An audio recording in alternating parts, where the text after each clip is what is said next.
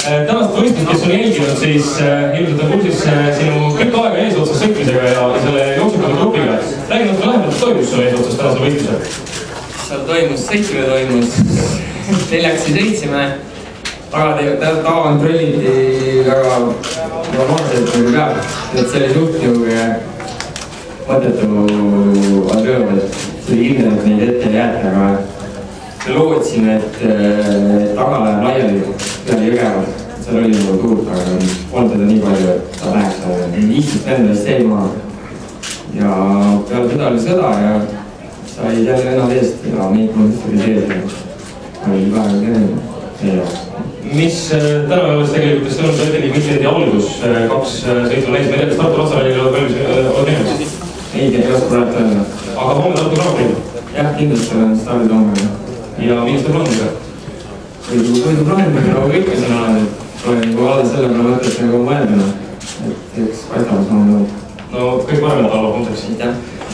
Rein Tarme, tänas väga palju eestlane. Rein, enne tänast võistlust palju räägiti siin meedias ja siin rattaspetsid ütlesid sõna, et Rein, et ei tea, kuidas tal nagu vorm on ja Tallinna-Tartu võib-olla Grand Prix ei ole päris tema teema, et pigem nagu Tartu Grand Prix. Täna tõestasid vastupidist, et olid parim eestlane rajal.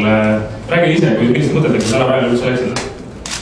No, kui võitlusid on Eestis, siis kindlasti motivatsioon suurem kui muudel sarnastel võistlustel. Välja arvates muidugi maailma tippvõistlused. Aga just Eesti sõit, et see teeb eestlastele väikse niisuguse lisamotivatsiooni võrreldes siin teiste ratturitega, et tegelikuses konditsioon on täna väga hea olnud, et väga raske on terve sõita, aga ma jagasin ära, kui seal see õige minek oli ja ups tüüpisin sinna sappa meestele ja mõne kilomeetri võimiga on aastal läinud ja lõpus ma ei julgenudki siin eriti laiata ja ründama hakata, et ma tunnen ennast nii hästi, et seal ühe korra proovisin, et seal enne seda viimast laskumist 3 kiirkonna lõppu, et kui seal oleks enne laskumist vaja sisse, siis oleks enne laskumist puhaks saanud, et selle pärast korraldan seal läks minna. Kuidas vorm on, kuidas ise tunned ennast praegu pärast seda kukkumist?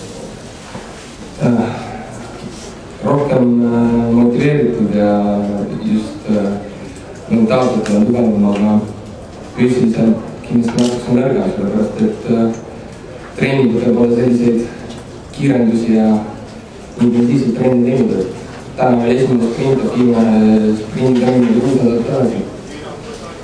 Homme Tartu Keepri starti lähed ja millest mõtted? No ikka maksimaalselt mõttega nagu praegu, et sõitan Eestis ja nende sõitudel on kasvanud ja unistus ikkagi Kalev on Eestis käed ajapoole lühi.